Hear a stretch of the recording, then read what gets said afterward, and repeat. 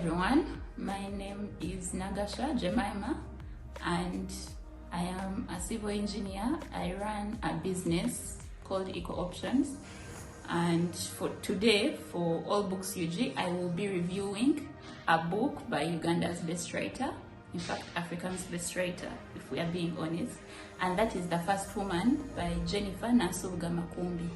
This book was published in 2020 by One World Publications. Yeah, so Jemimmah in this book explores the childhood of a girl called Chirabo.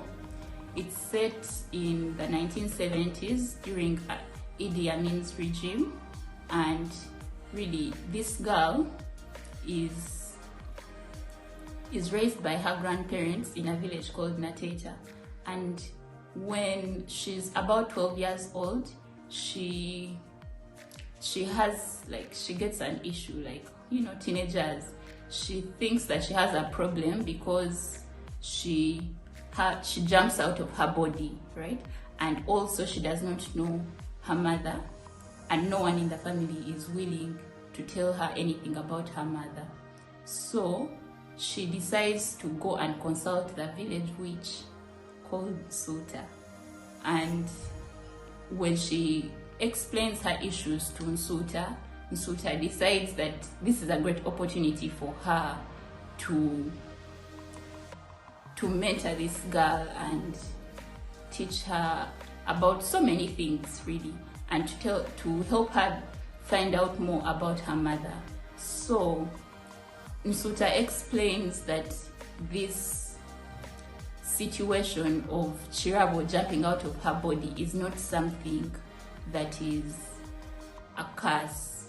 Yeah, it's more of her being part of the first woman, and she tells her more about how a story, in fact, about how the first woman was a very brave, independent, courageous person, and because the world could not contain her, the world ended up, like, men suppressed that being, right? And you find that the first woman manifests herself in different women, in portions, and this is what Chirabo was experiencing. Yeah, so throughout the book you will learn about Chirabo's journey, going to school, falling in love, so many things that are interesting, really. And what I appreciate most about it is Makumbi's style of writing. As a Ugandan, it is very relatable, especially when you know Luganda, because she's a Muganda, so definitely she's always making phrases in Luganda, and you know, when she's talking about feminism, and you find the words omwenkano, so it's a very relatable book, and it's very well written. Of course, it's a bit slow when you're starting, but you know, you get there.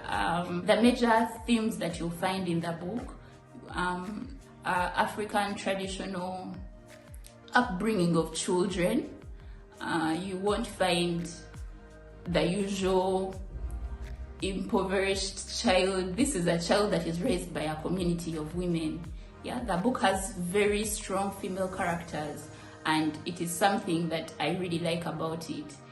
The major themes in this book are African traditional childhood, like the way we raise our children, and you find that Chirabo was raised by so many women in a community. Yeah, she's a child of the community, and not the usual rhetoric of poverty and what really.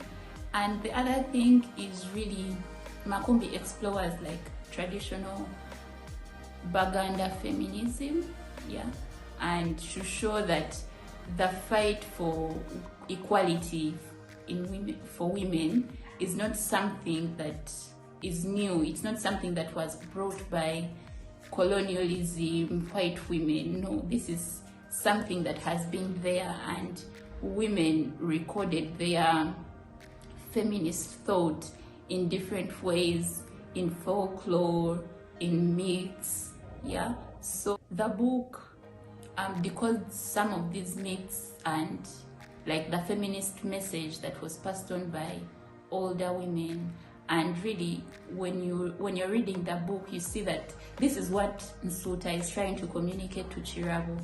Yeah, and generally I think what I want to leave you with is asking yourself, like, how are different women in your culture, how have they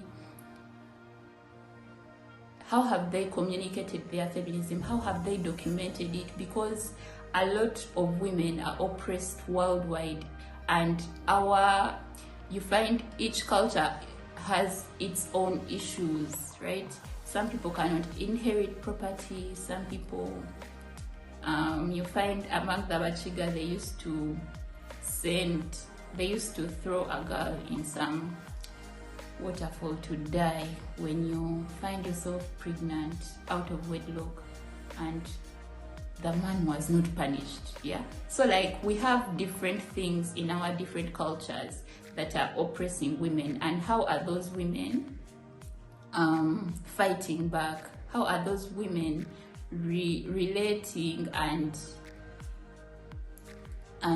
helping each other out? Because what I believe as a feminist is that each of us as women, we are all feminists. The only difference is that we are navigating our oppression differently. You'll find a woman who has chosen to conform. You'll find a woman who has chosen to be the oppressor and helping men oppress other women. You'll find women who have decided to fight back, and you'll be called a radical feminist because you're fighting back. So each of us is navigating our oppression differently, and I think it's important for us to document this, and really that is what Nansubuga is doing with this book. So who do I recommend this book for?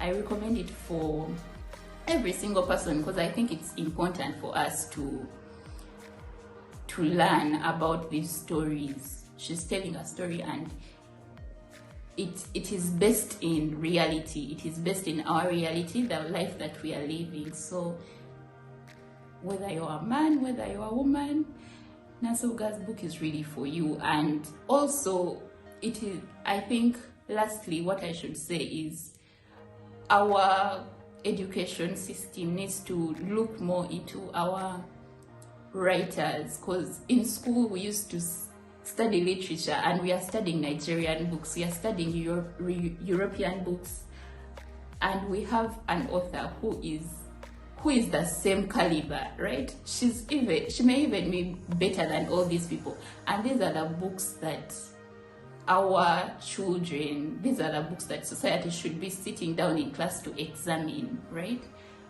They should be the books that we are discussing in literature, in society, and because they relate to us.